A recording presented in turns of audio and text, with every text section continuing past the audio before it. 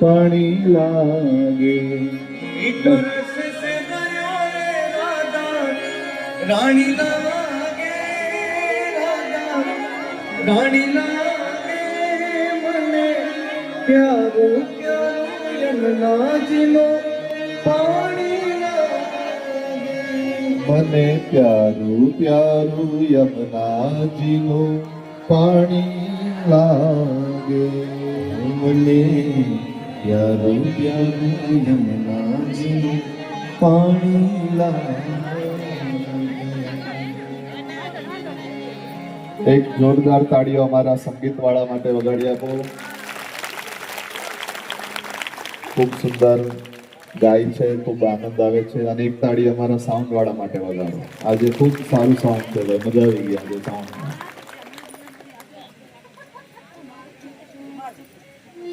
તો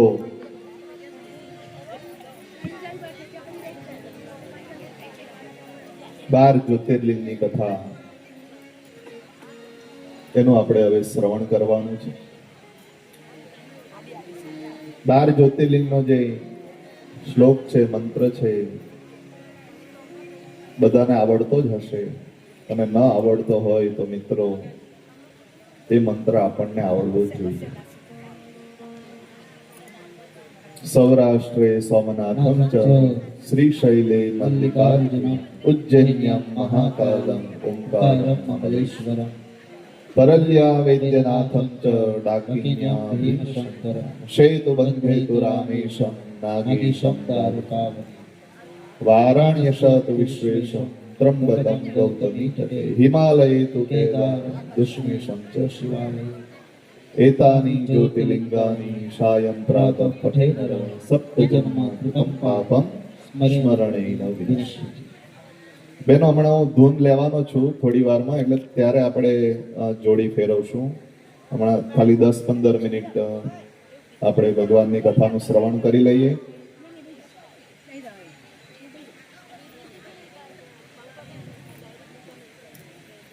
તો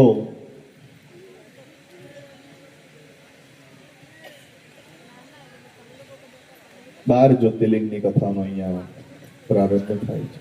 એમાં પ્રથમ જ આવે છે સૌરાષ્ટ્રે સોમનાથ. આપણા ગુજરાત માટે ખૂબ ગર્વ લેવા જેવી બાબત છે કે પ્રથમ જ્યોતિર્લિંગ એ આપણા ગુજરાતની અંદર છે. સૌરાષ્ટ્રની અંદર જે સોમનાથ નામનું જ્યોતિર્લિંગ છે. ઘણી જગ્યાએ અમે પૂજા કરવા જઈએ અને ત્યાં સોમનાથ વિશે 1-2 મિનિટ કંઈ બોલીએ એટલે ઘણાને સોમનાથ જ્યોતિર્લિંગનો મહિમા ખબર હોતી નથી કે સોમનાથનું મહત્વ શું છે. સોમનાથનો સીધો અર્થ કરીએ, સોમ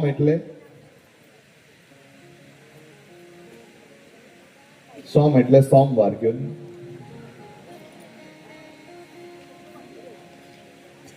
પણ એ સોમવારનો પણ એ જ મતલબ છે. સોમ એટલે કે ચંદ્ર. જે સોમવાર છે પણ ચંદ્રનો વાર છે.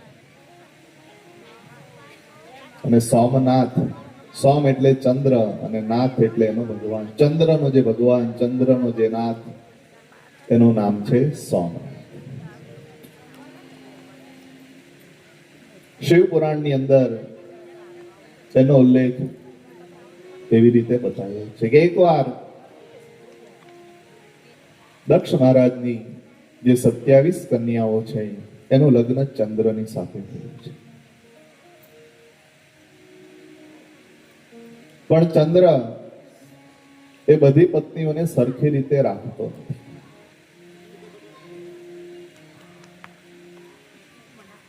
એની જે રોહિણી નામની પત્ની છે ફક્ત એને સારી રીતે સાચવે, બીજી કન્યાઓનું એટલું ધ્યાન ન રાખે.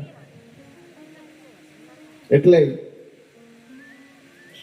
બીજી બધી કન્યાઓએ એના પિતાજી દક્ષને ફરિયાદ કરી છે કે હે પિતાજી, આ ચંદ્રની સાથે તમે અમારું લગ્ન કરાયું, પાણી ગ્રહણ કરાયું, પણ એ બધી દીકરીઓને સરખી રીતે સાચવતા નથી. ખાલી રોહિણી નામની જે કન્યા છે એને વધારે ધ્યાન આપે છે. એટલે દક્ષ મહારાજે ચંદ્રને સમજાવ્યા છે કે હે ચંદ્ર, આવું શા માટે કરો છો? તમારા માટે તો બધી સરખી હોવી જોઈએ.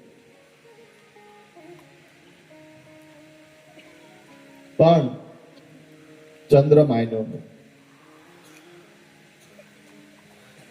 ફરી પાછો એવું જ વર્તન ચંદ્ર કરવાનું. ખાલી રોહિણી નામની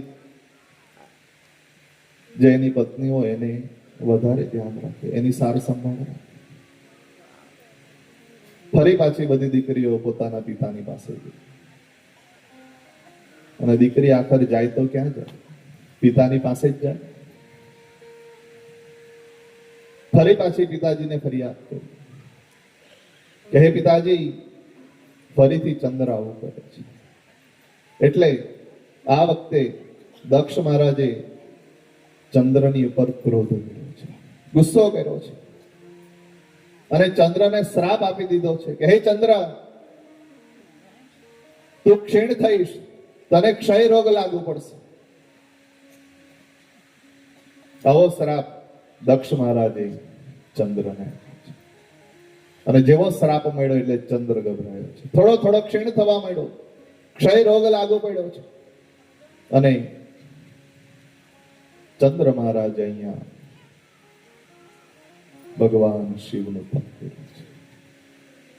એમ કહેવાય છે કે આપણા પ્રભાસ ક્ષેત્રની અંદર સૌરાષ્ટ્રમાં દરિયા કિનારે 500 વર્ષ સુધી ચંદ્રએ ભગવાન શિવનું તપ કર્યું. અને તપના ફળ સ્વરૂપે ભગવાન શિવ પ્રગટ થયા છે, પ્રસન્ન થયા છે. કીધું છે કે માંગ ચંદ્ર, તને શું જોઈએ? ચંદ્રએ કીધું કે હે ભગવાન, મને ક્ષય રોગનો શ્રાપ મળ્યો છે, તમે એને દૂર કરો. દક્ષ મહારાજ દ્વારા એ શ્રાપ મને મળ્યો છે. અને એ સમયે ભગવાને કીધું છે કે શ્રાપ તો તને મળી ગયો છે, હું શ્રાપમાં કોઈ બદલાવ ન કરી શકું. તને ક્ષય રોગ તો લાગુ પડશે જ, પણ હું તને આશીર્વાદ આપું છું કે 15 દિવસ તારો ક્ષય થશે અને 15 દિવસ તારી વૃદ્ધિ થશે. આવો આશીર્વાદ ભગવાન શિવ દ્વારા ચંદ્રને મળ્યો છે. અને એના લીધે જ આજે પણ ચંદ્ર 15 દિવસ ઓછો થાય છે અને 15 દિવસ વધે છે, જેને આપણે સાદી ભાષામાં સુદ અને વદ કહીએ છીએ, શુક્લ પક્ષ અને કૃષ્ણ પક્ષ કહીએ છીએ, અને સાવ સાદી ભાષામાં કહું તો અજવાળિયું અને અંધારિયું કહીએ છીએ. આ શ્રાપ ચંદ્રને મળ્યો છે એટલે 15 દિવસ ચંદ્ર વધે છે અને 15 દિવસ ચંદ્ર ઓછો થાય છે. અને આપણી બાજુ જ્યારે ચંદ્ર વધે ત્યારથી આપણે તિથિનો પ્રારંભ કરીએ છીએ. અને ઉત્તર પ્રદેશ અને એ બાજુ જ્યારે ચંદ્ર ઘટવાની શરૂઆત કરે ત્યારે તિથિનો પ્રારંભ કરે છે. માટે આપણા પંચાંગમાં અને એમના પંચાંગમાં 15 દિવસનો ફેર આવે છે. જે જાણતા હોય એને કદાચ ખ્યાલ હશે. ઘણાને મનમાં પ્રશ્ન થતો હશે, ઘણા અમને પૂછે કે મહારાજ આવું શા માટે? એ બાજુ તો શુદ્ધ ચાલે, આપણી બાજુ વધ ચાલે, આપણી બાજુ વધ ચાલે, એ બાજુ શુદ્ધ ચાલે, એવું શા માટે? એ આના લીધે થાય છે. અને ભગવાને જયારે આવું વરદાન આપ્યું અને પછી ચંદ્રે ભગવાનના ચરણોમાં વંદન કરીને કીધું કે ભગવાન, તમે મને પાપમાંથી તો ઉગારી લીધો છે, પણ હવે હું તમને પ્રાર્થના કરું છું કે તમારું જ્યોતિર્મય સ્વરૂપ અહીંયા બિરાજમાન થાય. અને ચંદ્રના કહેવાથી ભગવાન સોમનાથની અંદર જ્યોતિર્મય સ્વરૂપે બિરાજિત થયા છે. અને એ પ્રથમ જ્યોતિર્લિંગ આપણા ગુજરાતની અંદર છે. જ્યારે પણ સમય મળે મિત્રો, સોમનાથના દર્શને તમારા પણ રોગ તો ટળી જ જશે, ભવરોગ પણ ટળી જશે. એવી આપણા સોમનાથની કૃપા છે. અને કદાચ મારા ધ્યાનમાં છે ત્યાં સુધી કદાચ હું ન પણ જાણતો, પણ જેટલા 12 જ્યોતિર્લિંગ છે એમાં સૌથી મોટું જે જ્યોતિર્લિંગ છે એ મારા ખ્યાલથી કદાચ સોમનાથ છે.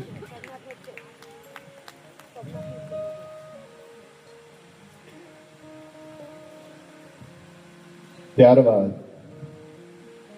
સૌરાષ્ટ્રે સોમનાથન છે, પછી શું આવે? શ્રીશૈલે મલ્લિકાર્જુન. આ શ્લોક 2 દિવસમાં આવડી જવો જોઈએ. કાલે છેલ્લો દિવસ છે, કાલ સાંજ સુધીમાં આવડી જવું જોઈએ. કેટલા શ્લોક છે શિવપુરાણમાં? કેટલા ભાઈઓ કેટલા શ્લોક છે શિવપુરાણમાં? બહેનોને યાદ છે? 24,000. અને કેટલી સંહિતાઓ છે? 7. આટલું તો યાદ રાખવું જ પડે. 7 દિવસ તમે શિવપુરાણની કથા સાંભળી છે. કદાચ કોઈ પૂછે કે ક્યાં ગયા હતા, તો કહેશો શિવપુરાણની કથામાં ગયા હતા. અને પછી કહેશે કે એમાં શું આવે, તો એમ કહેશો નથી ખબર, તો સારું ન કહેવાય. એટલે કહેવું પડે કે આટલી તો ખબર છે.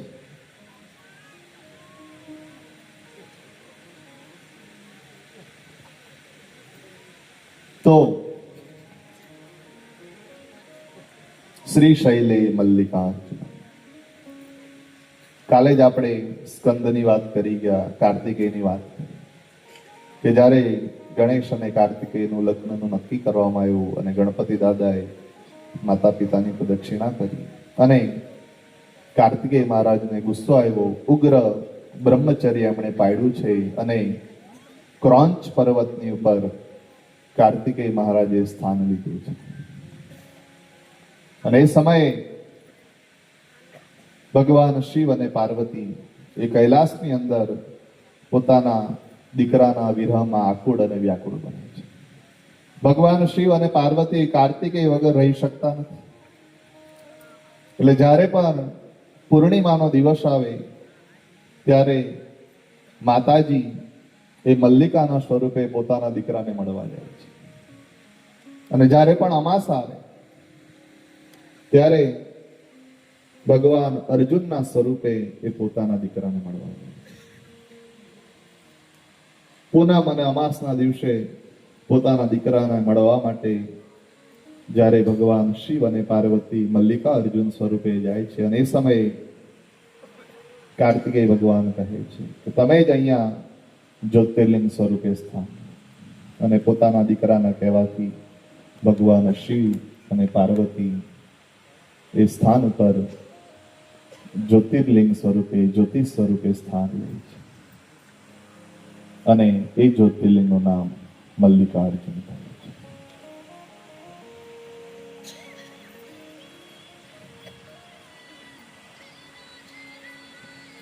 ત્યારબાદ ત્રીજું જ્યોતિર્લિંગ સૌરાષ્ટ્રે સોમનાથન ચ. બોલીએ સોમનાથ મહાદેવ કી જય. શ્રીશૈલે મલ્લિકાર્જુન. બોલીએ મલ્લિકાર્જુન ભગવાન કી જય.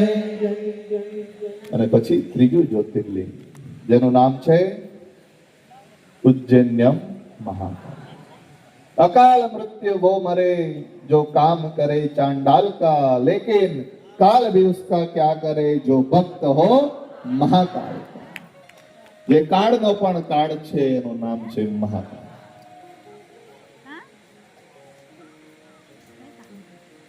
અવંતિકાપુર નામનું નગર છે. ઉજ્જૈનનું સાચું નામ અવંતિકાપુર છે. એટલે જે ટ્રેનમાં આપણે જઈએ છીએ ટ્રેનનું શું નામ છે? અવંતિકા. બરાબર પંડિતજી? ઘણો સમય પંડિતજીએ ત્યાં કાઢ્યો છે ઉજ્જૈનની અંદર. એ અવંતિકાપુરમાં વેદપ્રિય નામનો એક બ્રાહ્મણ રહે છે. જેને વેદ બહુ વાલા છે એનું નામ છે વેદપ્રિય. ભગવાન શિવમાં એની ખૂબ શ્રદ્ધા છે. એના 4 દીકરા હોય છે. એક દીકરાનું નામ છે દેવપ્રિય. વેદપ્રિય પિતાજીનું નામ, એના દીકરાનું નામ દેવપ્રિય. બીજા દીકરાનું નામ પ્રિય મેઘા, ત્રીજા દીકરાનું નામ સુકૃત અને ચોથા દીકરાનું નામ સુવ્રત. આવા 4 એમના દીકરાઓ છે. એ પણ ભગવાનની અંદર ખૂબ શ્રદ્ધા ધરાવે અને હંમેશા શિવ પૂજામાં મગ્ન રહે. 4 દીકરા અને એના પિતાજી ભગવાનમાં ખૂબ માને, ખૂબ શ્રદ્ધા રાખે. અને એ જ સમયે એક વખત ત્યાં રત્નમાલા પર્વત ઉપર દૂષણ નામનો રાક્ષસ રહેતો હોય છે. નામ જ એનું દૂષણ છે, વિચાર કરો. નામ જ દૂષણ હોય તો એના કર્મ તો કેટલા હશે. તો એ દૂષણ નામનો રાક્ષસ એક વખત અવંતિકાપુર ઉપર ચઢાઈ કરે છે. અવંતિકાપુરના માણસો બધા ગભરાઈ જાય છે, ડરી જાય છે, આમ તેમ ભાગવા માંડે છે. પણ આ 4 દીકરા અને એના પિતાજી એ સ્થાન ઉપરથી ખસતા નથી. ગમે એટલી વિટમણા આવે, પરેશાની આવે તો પણ એ 5 જણા ભગવાન શિવ ભક્તિમાં મગ્ન રહે છે. બધા પોતપોતાનું સ્થાન ખાલી કરીને નીકળી જાય અને દૂષણ એ જગ્યા પર આવે. દૂષણના માણસો કહે કે આ 5 જણા અહીંથી હટતા નથી, એમને કોઈનો ડર નથી લાગતો. દૂષણ કહે હમણાં મારી નાખું. દૂષણ જ્યાં શસ્ત્ર લઈ અને 5 જણાને જ્યાં મારવા માટે આવે છે અને એ જ સમયે ભગવાન શિવ ત્યાં જ્યોતિર્મય સ્વરૂપે પ્રગટ થાય છે અને ભગવાન શિવ પેલા દૂષણ નામના રાક્ષસનો ત્યાં વધ કરે છે અને આ 5 જણા ભગવાન શિવની આરાધના કરે છે કે ભગવાન તમે અમારી રક્ષા કરી છે, અવંતિકાપુરને તમે બચાવ્યું છે, તો હે ભગવાન તમે અહીંયા જ્યોતિર સ્વરૂપે સ્થાન. અને 5 ના કહેવાથી ભગવાન અવંતિકાપુરમાં ઉજ્જૈનની અંદર મહાકાલ જ્યોતિર્લિંગ સ્વરૂપે સ્થાન લે છે. બોલીએ મહાકાલેશ્વર મહાદેવ કી જય.